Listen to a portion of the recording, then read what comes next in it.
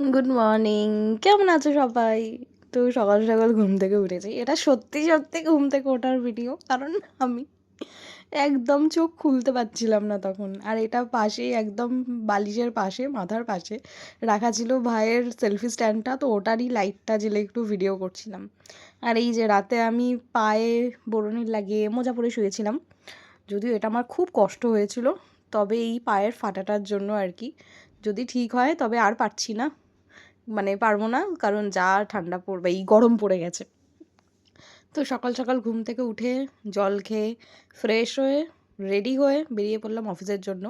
আমি যা তাড়াতাড়ি উঠি ঘুম থেকে, আর তারপর মানে এত তাড়াতাড়ি রেডি হয়ে যাই যে আমি আর ভিডিও করার মতো টাইম পাইনি। তো তারপর আমি রোজের মতো র্যাপিডো বুক করে নিলাম, র্যাপিডো করে চলে গেলাম অফিস। আর এই যে রাস্তা, আমার খুব প্রিয় রাস্তা, আমি আগেও বলেছি। আমি তো মেকআপ টেকআপ করে যাই না অফিসে। তো এই অফিসে গিয়ে ফার্স্ট কাজ হচ্ছে ওয়াশরুমে চলে যাওয়া রেডি হওয়ার জন্য। আর চুলের যে অবস্থা! তবে হ্যাঁ, আমি এখন রেডি হয়ে অফিসে না গেলেও কিন্তু একটু লিপ বাম লাগিয়ে যাই, কারণ এখন আমার অফিসে আবার নিউ জয়েনি এসছে। আর মানে এবার আমার নিজের একটু লজ্জা লাগে যে কেমন একটা ভাবে আমি চলে যাচ্ছি।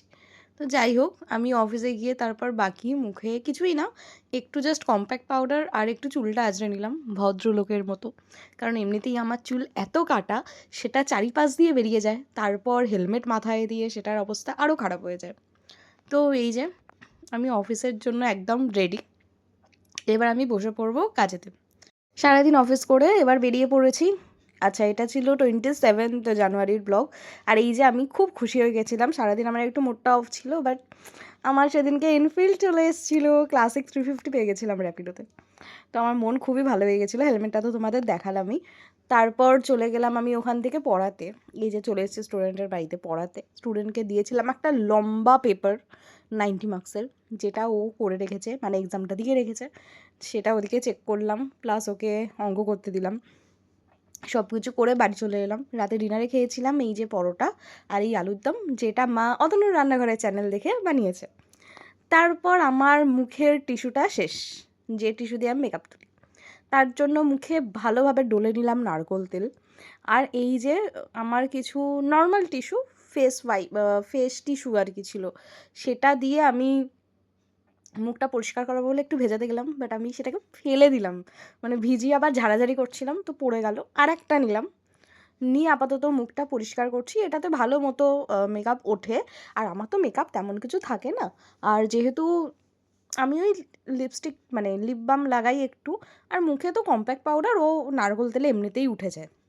এবার হচ্ছে আমি চলে যাচ্ছি স্কিন কেয়ার করতে, নাইট স্কিন কেয়ার। আমি অনেক কিছু চেঞ্জ করেছি নাইট টাইম স্কিন কেয়ারে। আমি ফার্স্টে রোজ ওয়াটার লাগিয়ে নিলাম, যেটা আমি আগেও লাগাতাম, বাট আমি মাঝে মাঝে লাগাই না, ভিডিওর জন্য আমি আবার লাগালাম। তো আমি ওই হাতে করে ডলে টলে নিই। তারপর আমি সিরামটা লাগাতাম। এটা হচ্ছে ডার্মাকোর নায়াসিনামাইড সিরাম, বাট আমাকে চ্যাট জিপিটি বলেছে যে নায়াসিনামাইড সিরাম দিনে 2বার লাগালে মুখ ড্রাই হয়ে যায়, তার জন্য আমি ওটা রাতে আর লাগাবো না, আমাকে লাগাতে বারণ করেছে চ্যাট জিপিটি। এবার আমি লাগিয়ে নিচ্ছি হচ্ছে নিভিয়া সফট। এটাই এখন আমি দিনের বেলাতেও লাগাচ্ছি, এটাই আমি রাতের বেলাতেও লাগাচ্ছি। ওটা আমার কেনা নয়, ওটা আমার ভাইয়ের কেনা। ভাই এত বড় একটা ডাব্বা কিনেছিল, আমি লাগিয়ে নিচ্ছি। আমি লাগাতাম এতদিন গুড ভাইবসের এই নাইট ক্রিমটা, কুপটার নাইট ক্রিম।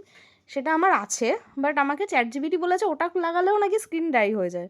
অলরেডি সত্যি আমার স্কিনটা একটু ড্রাই ড্রাই লাগছে বেশ কিছুদিন ধরেই। তো তার জন্য আমি ভাবলাম যে ঠিক আছে, একটু চ্যাট জিপিটির কথা নয় শুনেই চলি।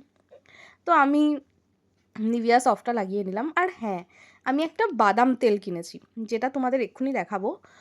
আগেও আমি লাগাতাম এই বাদাম তেল, মানে এই তেলটা লাগাতাম না, বাট বাদাম তেল লাগাতাম অন্য কোম্পানির, আমি বাজাজেরটা লাগাতাম। এখন এটা পেলাম। তো এই বাদাম তেলটা আমি একটু কয়েক ড্রপ নেব, কিন্তু ভিডিও করতে গিয়ে একটু বেশিই নিয়ে ফেলেছি, যার জন্য মুখটা প্রচুর তেল তেলে হয়ে গেছিলো, বাট একটু কম নেওয়া উচিত ছিল। তো মুখে ভালোভাবে আমি মাসাজ করে দিলাম। আর অয়েল মাসাজ তো ফেসের জন্য খুব ভালো, সেটা তোমরা সবাই জানো। এক্সট্রা কিছু আমি জানি না, তাই এক্সট্রা জ্ঞান দেবো না এটা নিয়ে। তো ভালোভাবে মুখে মাসাজ করে নিলাম। তারপর যেটা করলাম সেটা হচ্ছে, এই যে আমি তেলটা মুখে লাগালাম, তার যেটুকুনি এক্সেস বেঁচে রইলো সেটা পুরোটা আমি হাতে লাগিয়ে নিলাম। তাতে আমার হাতটাও ময়শ্চারাইজ থাকবে আর কি। যদিও রাতে আমার আর একবার ময়শ্চারাইজার লাগানোর কথা ছিল হাতে, বাট আর আমার মানে ধৈর্য হচ্ছিল না।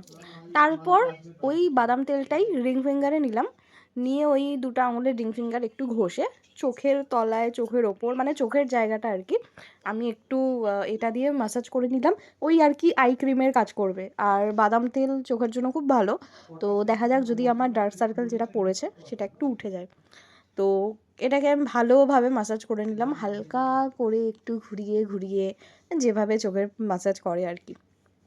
তারপর আমি বোরোলিন নিয়ে চলে এলাম ঠোঁটে লাগাবো বলে।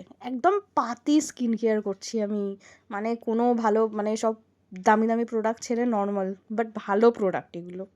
তো চলো, আমি এখন ভূতনির মতো দেখতে লাগছি, আমি আবার শুয়ে পড়ি। তোমাদের সাথে দেখা হবে আবার একটা নতুন একটা ভিডিওতে।